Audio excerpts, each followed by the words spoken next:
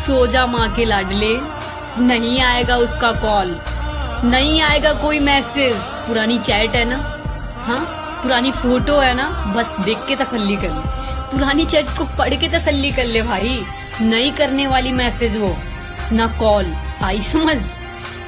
उसने तुम्हें भुला दिया है पर तुम नहीं भूल पा रहे हो, क्योंकि तुमने सच्ची मोहब्बत की थी।